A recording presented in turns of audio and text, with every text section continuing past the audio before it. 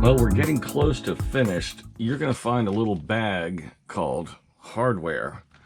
And in that, you're going to find a bunch of smaller bags, miscellaneous stuff. And what it looks like we've got here is a lot of spares. Like we've got an extra wheel nut, just like these. Some assorted screws in various lengths. Body clips. We've got a little shim here, a grub screw, a couple small bolts, and more screws, and more screws in some of the smaller sizes that are easily lost, like the little M2s that go underneath the motors to locate the D-block, things like that. All of this should definitely be kept. And you should have it with you when you go to the track in case you need something. They even give us this little bag here. And these are two of the C-clips that we use to attach a piston to a shock shaft. So if you lose one or two, you've got some spares. And we've even got one of the little brass washers that seals our shocks. So this should all be kept in your parts box and brought with.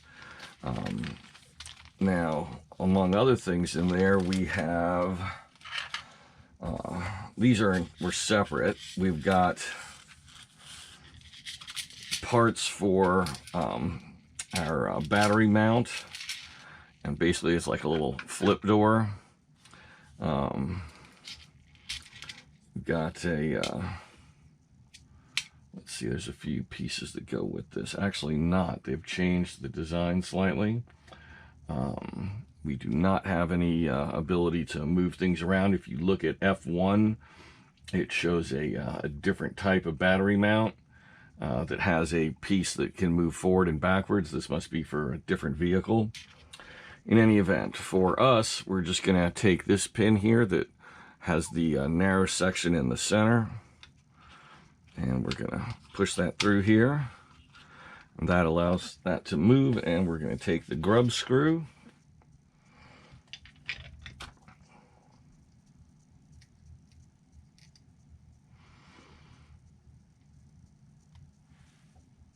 and we're going to screw it down in here until it hits that metal bar in the center spot,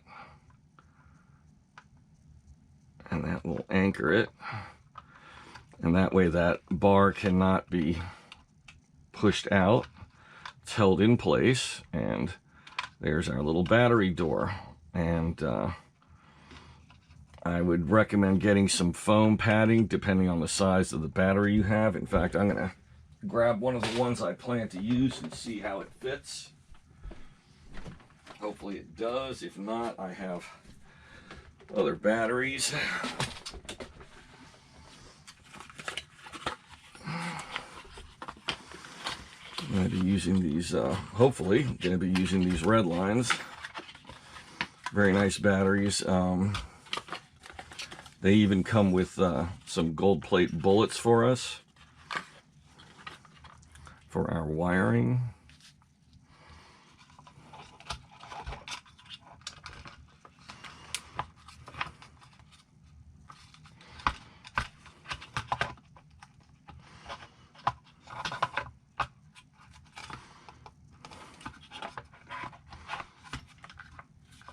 That really is a pain in the neck, isn't it?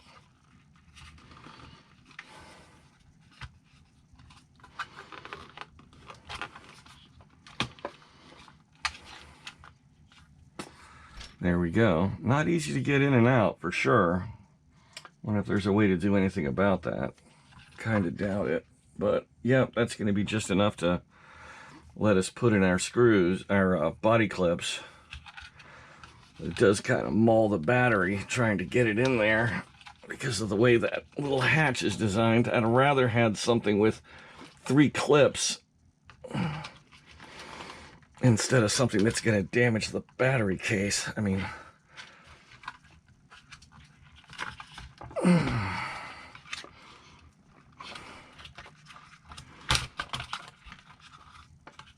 I'm gonna find a way to fix that one way or another.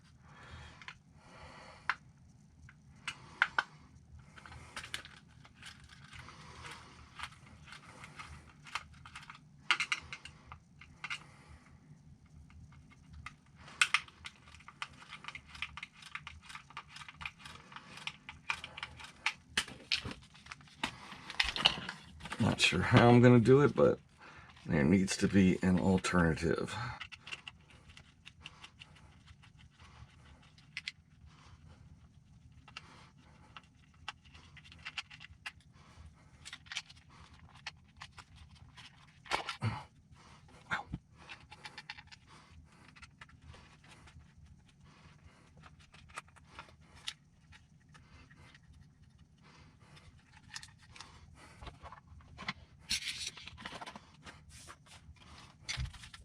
Let's see what options we've got. Now these posts are going to go in one way or another. Could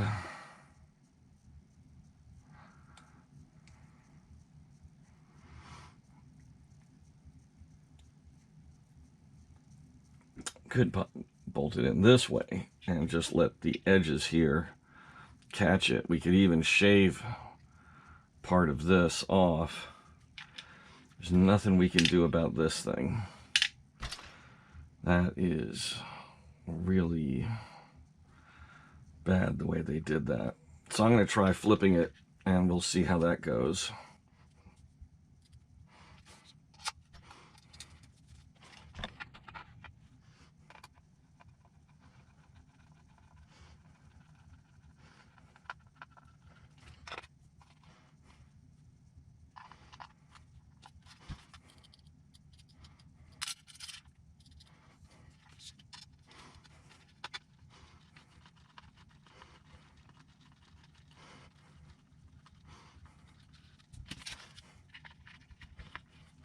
These foams seem to be more of a hindrance than a help here on the side. I'm going to go ahead and pull those off.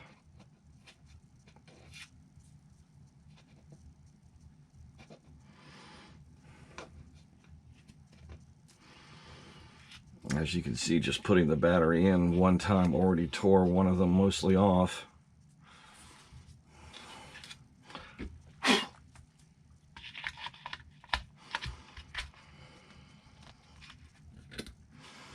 Okay, looks like the next thing to do is to cut these pieces slightly. It's not going to matter because they're mostly held in by the screws anyway.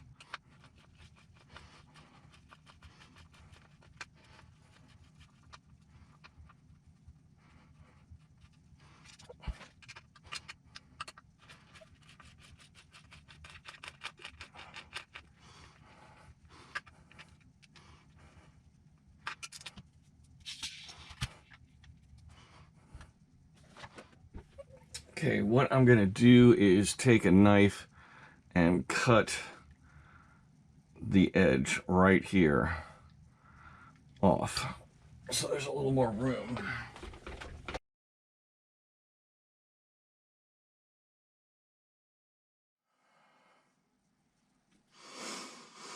Okay. Show you what I did here in just a second.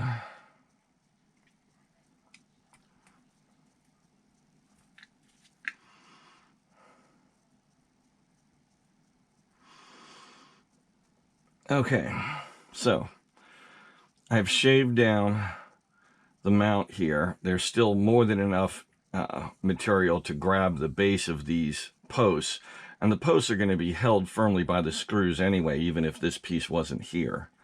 So that should yield enough room for the battery to drop in properly, I hope. Short of that, I'll have to 3D print something custom.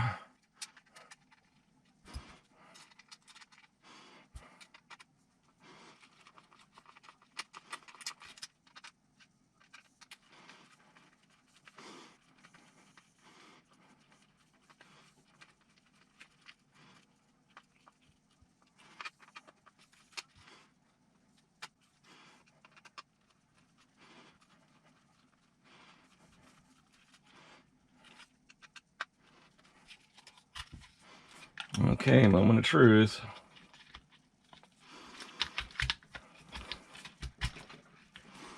There we go. That does it.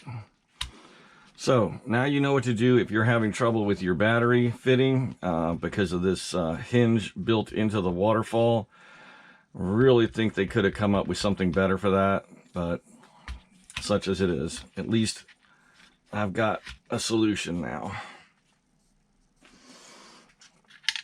And speaking of solutions, I was having a problem with my front sway bar. I really didn't like it. I couldn't get it to properly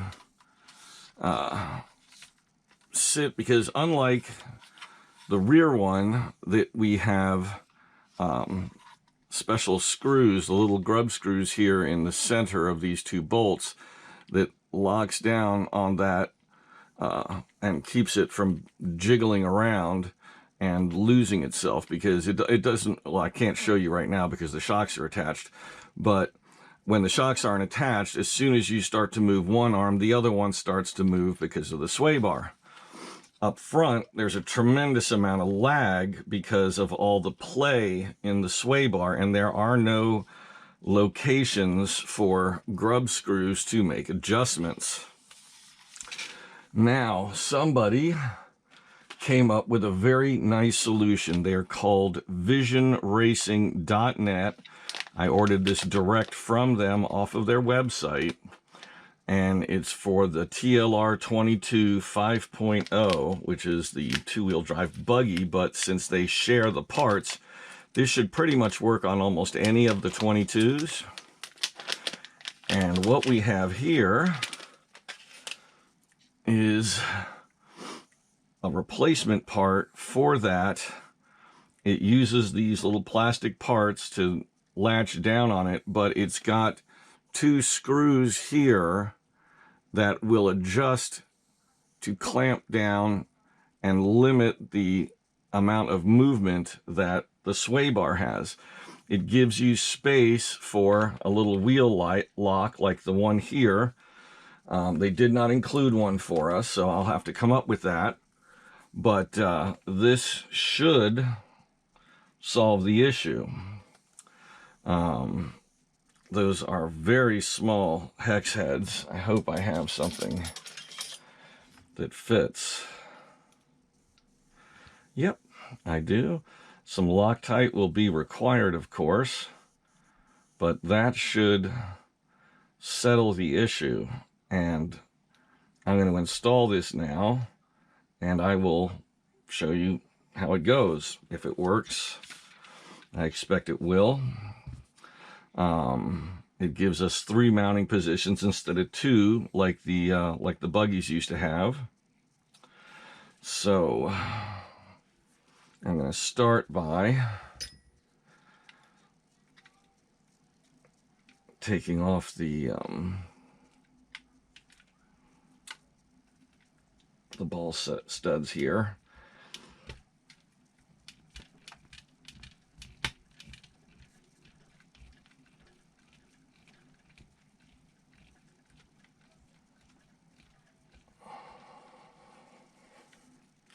You know what, considering how many things have to come off, I think I'm going to go ahead and remove the shock absorbers as well.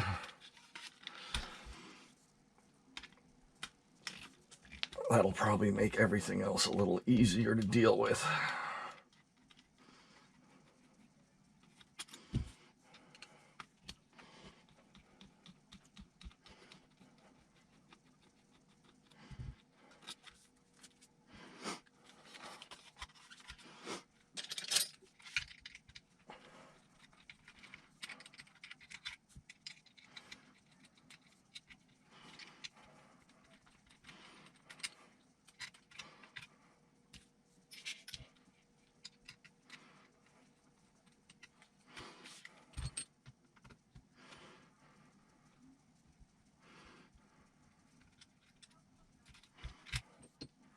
Set aside my 2 mil spacer there.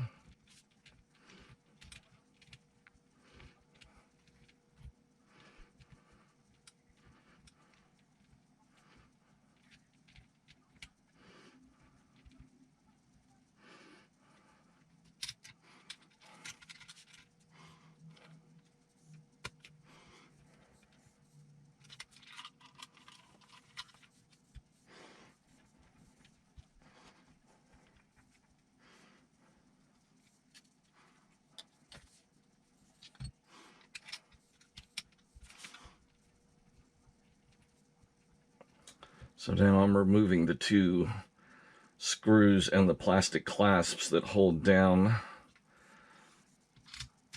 the sway bar. Set those aside. So now the sway bar is effectively on the loose. And now I need to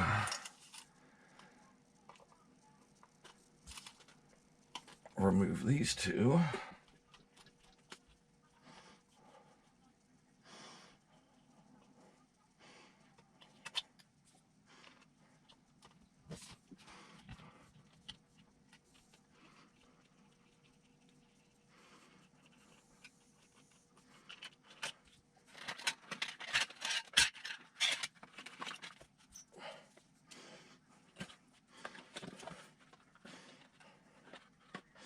Just putting the battery away.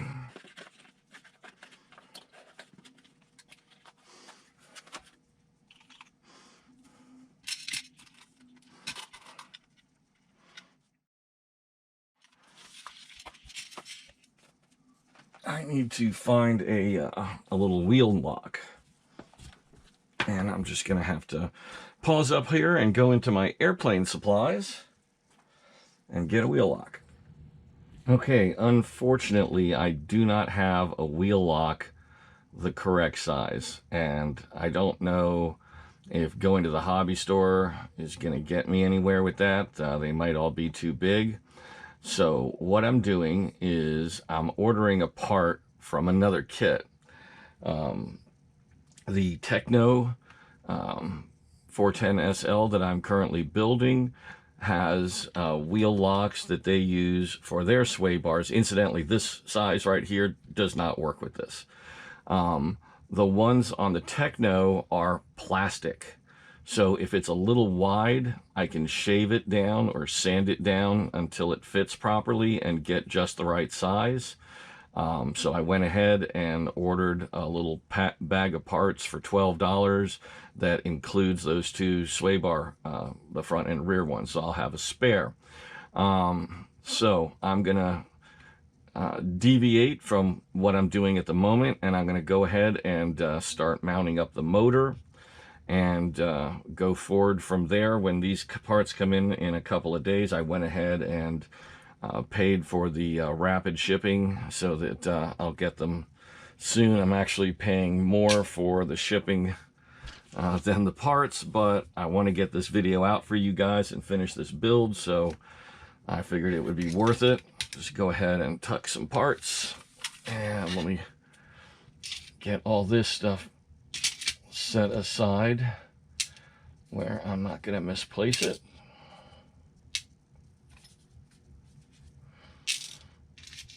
And go ahead and stick a couple of body clips in here so this arm doesn't flap around on me while I'm working.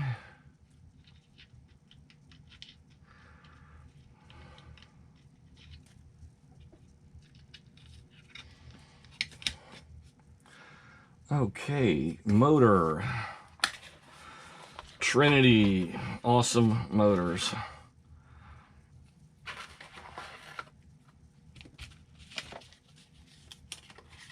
The usual stickers and little information.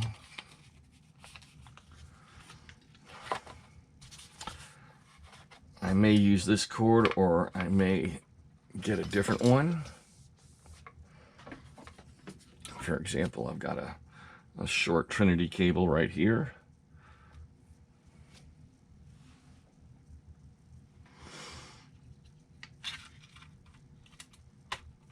Unfortunately, that is not going to reach. So I'll either use this one. Let me see if I have any.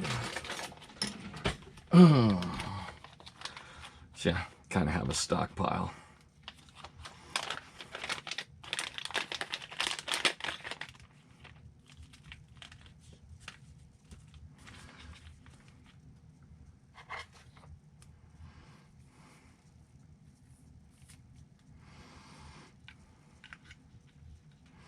See, that really isn't going to work because you need this groove here to run the cable, and that's where these flat cables come in so nicely, as you can tape them down. One thing I can probably do is cut off the outer plastic piece here and flatten out the cables and tape them down. That'll probably be long enough. Okay, I'll experiment with that when the time comes. For now, I'll just set that aside, put the rest of these away.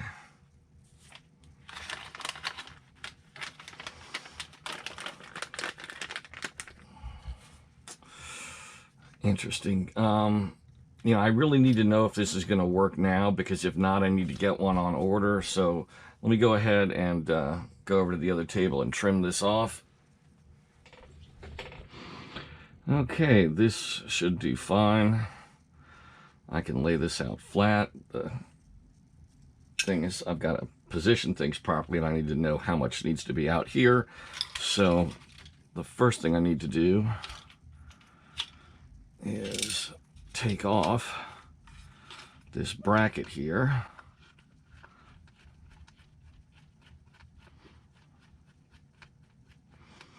Yes, the bracket that I just put back on. Get used to this. Get used to taking the car apart, putting it back together, taking it apart again. This is the hobby. Any of you guys watch some of the car shows on like Motor Trend on cable? Things like Fuchs Garage, Fuchs. I think his name is Carl. Maybe I'm wrong. Probably am. They do custom builds, and they take those cars apart and put them back together again and again and again.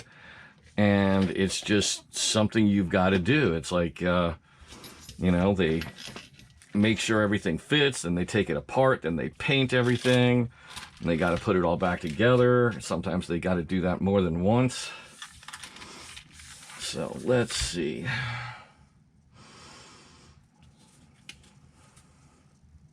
Ooh, that was close. Could have cut one of those wires very easily. These are delicate.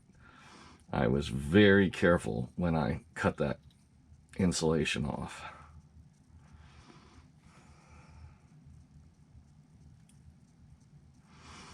I'm not going to push that all the way on. I just want to get it where I'm confident it's going to have enough slack.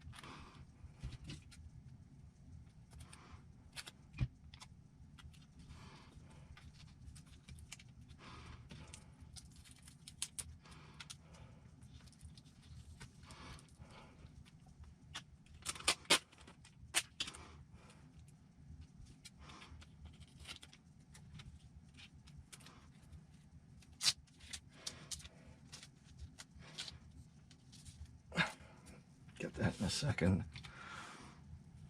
It's frustrating me.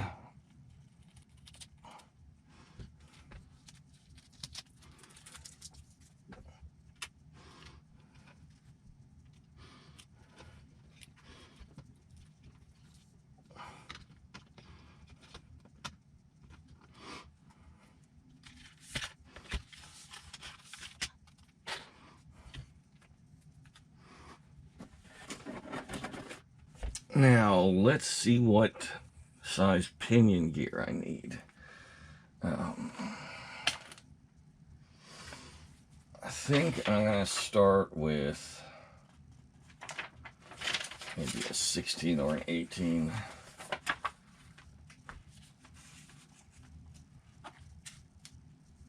And what pitch are these guys? Okay, 48 pitch pinions.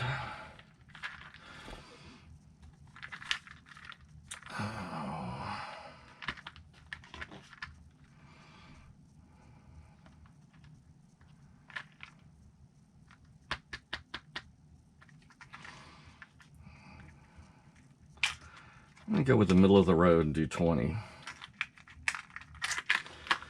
And well, that'll be good enough for the first test laps, and we'll see how it goes.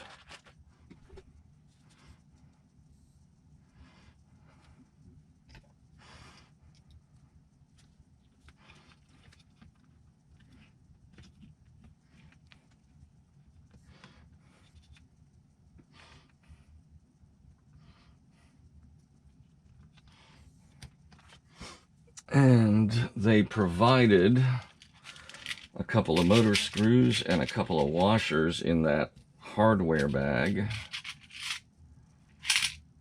There's one, there's two. Here are the two washers.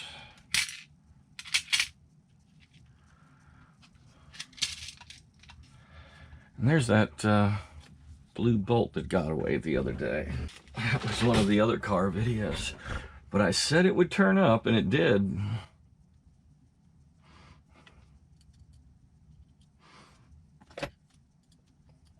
These are 2.5s. So,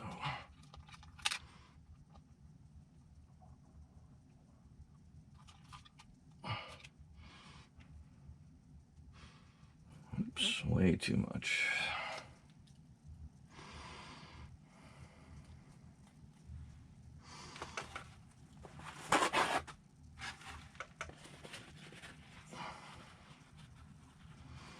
Let's clean off that washer for starters.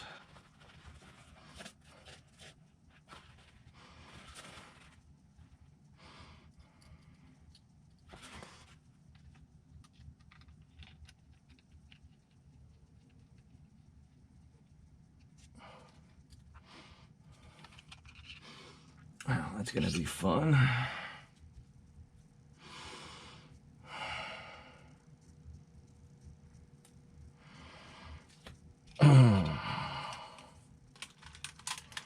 They give us a little window here to reach through with a wrench, but still.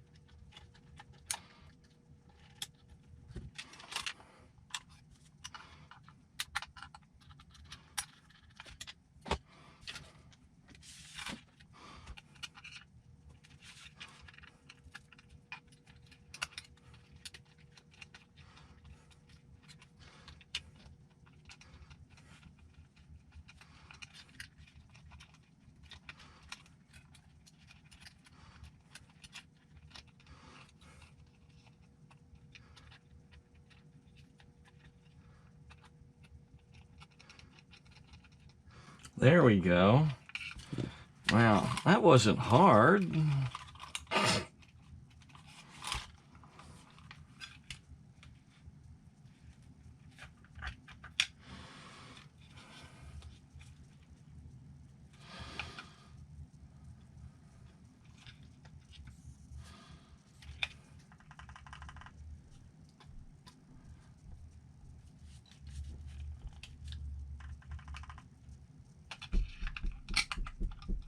Yeah. I lost my bunny. You lost your bunny? Do you know where it is? Which bunny? The one from... The chocolate bunny?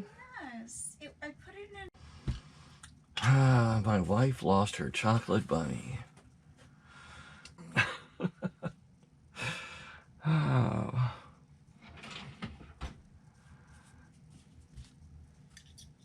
Okay, motor is mounted.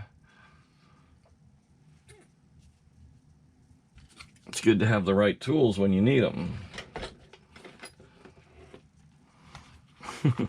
What you guys didn't see was me trying to unzip this pouch here with my teeth. I had to grab the zipper because I was holding the motor with one hand.